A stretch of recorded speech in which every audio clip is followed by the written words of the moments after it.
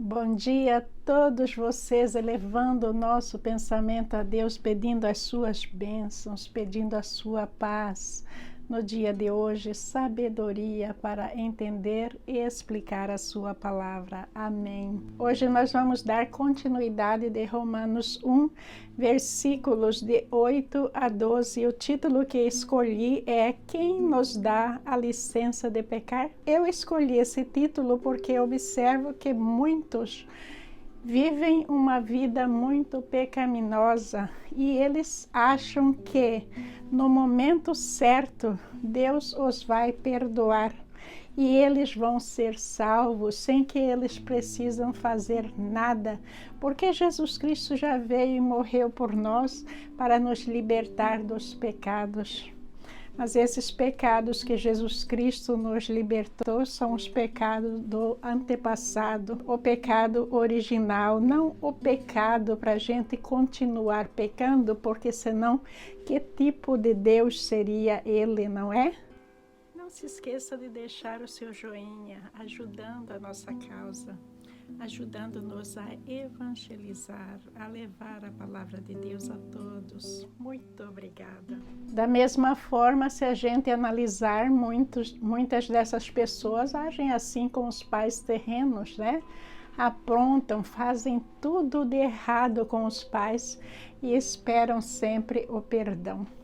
Tá certo que é a nossa obrigação perdoar sempre, sim, amar o nosso próximo, sim, e tudo mais, mas veja que o cristão não pode usar da palavra de Deus para pecar. De maneira nenhuma, porque se o cristão pensar assim, toda vez que eu pecar eu vou ser perdoado, meu pai e minha mãe têm que me amar incondicionalmente, independente daquilo que eu fizer. Então nós estamos entrando numa zona muito difícil da gente viver. A gente não pode usar versículos na Bíblia para a gente justificar o pecado, porque o objetivo de tudo isso é a nossa santidade e a nossa salvação. Mas quem será que nos dá a licença de pecar? Eu quero que vocês pensem nisso. Uma vez que parece estar claro que não é Deus, porque Deus, ele se sentiu tão mal com o nosso pecado que ele sacrificou a vida do seu único filho, o mandando aqui na terra, passando por essa morte horrível para nos libertar. Então, com certeza não é ele nos dando a licença para pecar. Eu quero que vocês pensem sobre isso. Nós vamos ver que a história do apóstolo Paulo também é muito discutida pelos pecadores, porque Paulo, ele era um pecador, ele perseguia os cristãos. Ele fez muita coisa errada no passado e daí ele veio à conversão. E muitos pensam que Jesus Cristo simplesmente aceitou que tudo que Paulo fez, e olha que ele fez coisas terríveis, foi perdoado. Mas será que a história nos diz isso mesmo? Não é verdade que nosso Senhor Jesus Cristo mandou o apóstolo Paulo ir pregar aos gentios? Quem que eram esses gentios? Não era um povo que também estava entre esse povo que Paulo caçava e perseguia como cristão? E os judeus, então, que Paulo se candidatou para ir primeiro pregar aos judeus, o seu povo, porque os judeus consideravam Paulo um traidor. E todo lugar que eles descobriam quem era Paulo, eles saíam atrás de Paulo com pedras, batendo nele, o expulsava da cidade e tudo mais. Então veja que tudo não foi de graça. Não foi de graça. Paulo teve que dar testemunho constante da sua conversão, mostrando a Jesus Cristo que ele realmente o tinha aceitado, vivendo uma vida completamente santificada. Vamos à palavra de Deus e depois eu retornarei com as explicações. Leitura de Romanos, capítulo 1, versículos de 8 a 12. Antes de tudo, sou grato a meu Deus, mediante Jesus Cristo, por todos vocês, porque em todo o mundo está sendo anunciada a fé que vocês têm. Deus, a quem sirvo de todo o coração, pregando o Evangelho de seu Filho, é minha testemunha de como sempre me lembro de vocês. Em minhas orações e peço que agora, finalmente, pela vontade de Deus, me seja aberto o caminho para que eu possa visitá-los. Anseio vê-los a fim de compartilhar com vocês algum dom espiritual para fortalecê-los, isto é, para que eu e vocês sejamos mutuamente encorajados pela fé. E o apóstolo Paulo vai começar a sua carta aos Romanos mostrando gratidão a eles. Por que essa gratidão? Porque era um período muito difícil, um período de perseguição aos cristãos. E os romanos estavam num lugar muito difícil, porque ali estava César, que era Nero, que era totalmente contra os cristãos e os mandava perseguir constantemente. Mas os cristãos que fundaram a igreja em Roma, eles perseveraram na fé. Então, Paulo tinha muito a agradecer a eles. Por quê? Porque eles não traíram a nosso Senhor Jesus Cristo. Eles permaneceram, ficaram ali. E quando Paulo diz, porque em todo o mundo está sendo anunciada a fé que vocês têm. Porque Roma era um centro político e social daquela época muito importante. Era um lugar modelo para todo mundo. Então, aquilo que estava acontecendo em Roma, todo o mundo queria copiar. Hoje em dia, por exemplo, tudo que acontece nos Estados Unidos, as pessoas querem conhecer, querem copiar, consideram importante. Por quê? Por causa da sua influência política, social e também pelo seu poder diante de outras nações. E naquela época, não era os Estados Unidos que estava nessa posição, mas era Roma. Então, Paulo tinha muito a agradecer a eles, porque a ordem de nosso Senhor Jesus Cristo era levar a palavra de Deus para todo mundo, não era? Sim. Veja que Nero também não gostava dos judeus, não. Não, Nero acabou expulsando os judeus daquela época.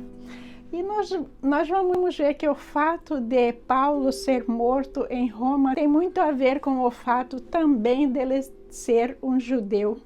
Então, ali entra duas causas muito graves, de acordo com Nero. Para ele, uma das causas contra Paulo era ser cristão e a segunda causa era porque ele era um judeu. E continuando, Paulo vai declarar quem é o Deus que ele serve e que ele prega a boa nova trazido pelo Filho de Deus. Por que Paulo fica sempre repetindo isso? Nós temos que voltar de novo na sociedade. Era uma sociedade totalmente idólatra, que adorava diferentes deuses. A sinagoga estava completamente corrompida, não levava a boa nova como deveria ser. Então, declarar a quem Paulo servia era muito importante. Porque, por exemplo, Nero não acreditava no cristianismo. Nero era uma pessoa altamente idólatra. Então, era importante chegar diante da multidão e dizer: eu sirvo a Deus e eu estou pregando a boa nova que o seu Filho Jesus Cristo veio nos trazer. E daí falar sobre a salvação, sobre os pecados, o arrependimento do pecado e tudo mais.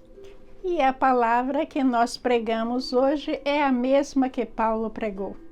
A palavra nunca mudou, mas o mundo mudou grandemente no que diz respeito à fé, no que diz respeito à idolatria. Hoje em dia, dificilmente a gente vai encontrar alguém que acredita no Deus do sol, no Deus da lua, no Deus da justiça. Mas as pessoas criaram outros ídolos. Na Umbanda, no Candomblé, imagens.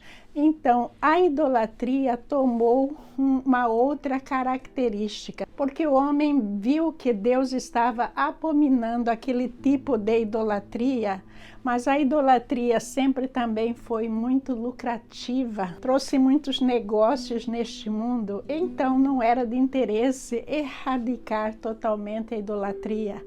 A idolatria foi mudando de característica.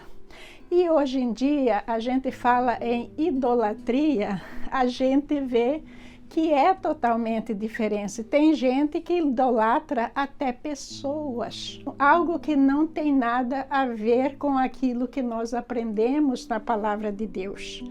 Então, nós vamos ver que nós temos que tomar cuidado com aquilo que está mascarado por trás daquilo que é bom. Às vezes, a gente não quer seguir uma palavra que a gente acha que está fora do nosso tempo. Mas a gente cai em armadilhas do nosso tempo que nos afasta de Deus e nos leva diretamente às forças satânicas. Então, nós temos que manter a nossa vida focada naquilo que nosso Senhor Jesus Cristo nos falou, porque a sua palavra, ele mesmo disse, que é a mesma ontem, hoje e será amanhã. A sua palavra não houve mudança, não houve divergências, não houve mentiras, não houve nada. E nenhum homem tem o poder de mudar a sua palavra, nenhum homem. É palavra vinda diretamente do Senhor Deus. Então, gente, a gente tem que tomar um posicionamento nesta vida. Ou a gente acredita em Deus, ou a gente acredita nas coisas do homem, não é? Lendo para vocês Mateus 6:24, ninguém pode servir a dois senhores, pois odiará um e amará o outro. Será dedicado a um e desprezará o outro. Vocês não podem servir a Deus e ao dinheiro. E aí, continuando em Filipenses 3, versículos 3 e 4. Não colocamos nenhuma confiança nos esforços humanos, ainda que, se outros pensam ter motivos para confiar nos próprios esforços, eu teria ainda mais. A gente tem que amar a Deus, não a dois senhores. Quem ama a Deus tem que renunciar a certas coisas, inclusive ao pecado que traz o dinheiro. O dinheiro é importante para mover as nossas vidas, mas o dinheiro não pode determinar a nossa felicidade. Quem determina a nossa felicidade eterna para sempre, uma vida perfeita, maravilhosa, é o Senhor Deus. E a mesma coisa são esses ídolos, entidades, imagens, coisas que a gente arruma nesta vida para adorar. Não se pode adorar a dois senhores, é um só. Então, nós temos que diferenciar aquilo que o homem está colocando para a gente adorar, para a gente nos aderir, nos agregar, fazer parte, e aquilo que Deus quer. Eu não entendo que mal existe na gente seguir apenas a palavra de Deus, acreditar apenas naquilo que Jesus Cristo está nos falando e não naquilo que o homem está nos colocando como verdade. E Paulo vai declarar que ele orava pela possibilidade de ele ir visitar Roma, mas também ele estava esperando isso se fosse da vontade de Deus. Estava declarando para os seus amigos de Roma que era essa a vontade dele, mas que ele chegaria lá em tempo oportuno, de acordo com aquilo que Deus determinasse, como aconteceu. tudo na vida de Paulo veio acontecendo em sequência. Ele visitou todos os lugares, fundou as igrejas, até que no final ele veio chegar em Roma, como Deus também prometeu a ele. E a gente vê que Paulo orou e aguardou. Paulo não orou e foi pedir intercessão para outras pessoas, entidades, deuses daquela época, não. Ele orou e aguardou, seja feita a vontade de Deus. Agora, o que acontece com a gente é que a gente quer dar um jeitinho de manipular Deus, para que Ele realmente realize aquilo que a gente quer. E muitas vezes é o Satanás que vai nos ajudar em realizar certas coisas contra a vontade de Deus. E daí lá na frente nós vamos ver que tudo isso que a gente quis tanto nos trouxe muita infelicidade, mas que foi realizado de uma maneira que a gente pensou que era abençoado e não era. E aí tem muitas coisas a considerar que eu nem vou entrar, porque daí eu vou perder o rumo da nossa conversa de hoje. E Paulo vai falar por que é que ele queria ir a Roma. Ele vai falar o seguinte: anseio vê-los a fim de compartilhar com vocês algum dom espiritual para fortalecê-los. Paulo recebeu esse dom espiritual de pregar, de ir nos lugares, de fundar igrejas, de converter as pessoas, de ser o apóstolo dos gentios. Gente, eu perguntei no começo, quem nos deu licença de pecar? E disse que não era Deus, não é? Mas Deus nos dá algo muito importante a todos nós, e Ele nos dá dons espirituais. Cada pessoa vem com um dom diferente. Dom de pregar, dom de ouvir, dom de fazer algum tipo de trabalho, de cuidar de alguém, dom até de ficar em silêncio. Deus nos dá certos dons que são exclusivos de cada um. E a gente, recebendo esses dons, a gente tem que trabalhar nele. Porque essa é a vontade de Deus. São tendências, a gente sente dentro do coração da gente que eu devo fazer isso. É isso que Deus quer que eu faça. Maravilhoso quando a gente chega a essa conclusão. Às vezes, no meu caso, demorou uma vida toda para mim chegar à conclusão que eu deveria pregar.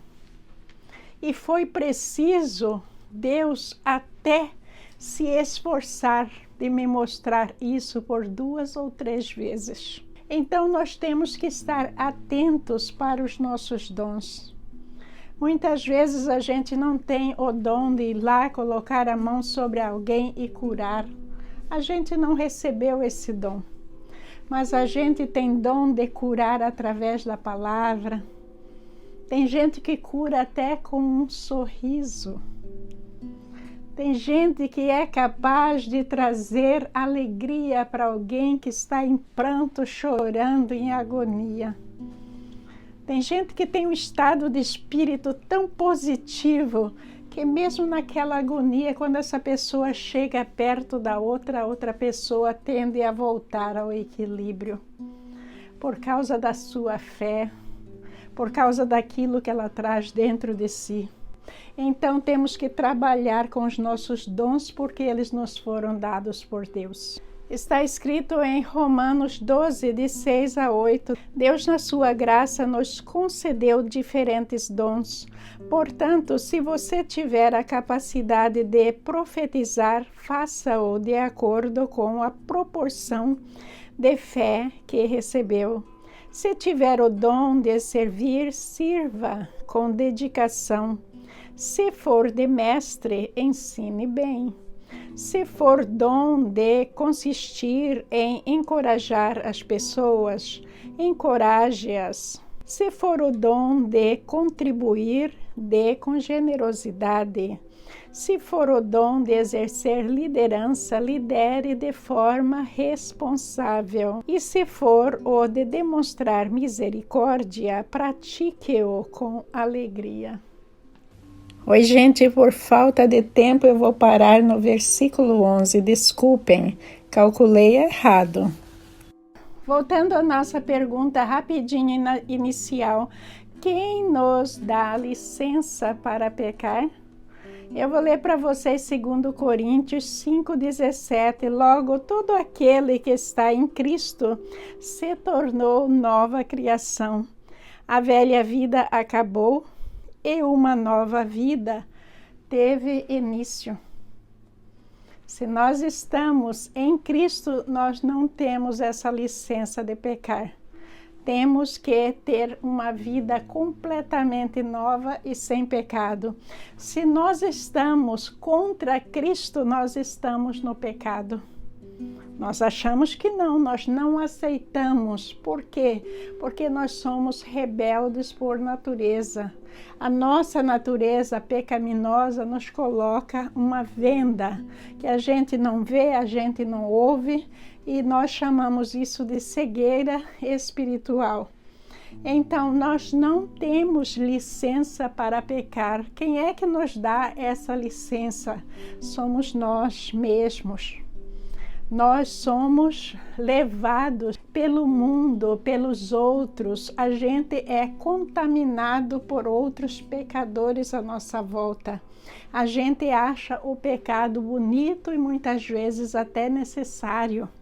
Por quê? Por causa de influências de pessoas que, de certa forma, já aderiram a Satanás.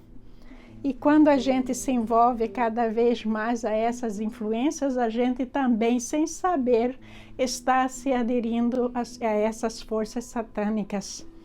Para a gente estar com Jesus Cristo, está dizendo a palavra, não sou eu, que todo aquele que está em Cristo se tornou uma nova criação. A velha vida acabou e uma nova teve início.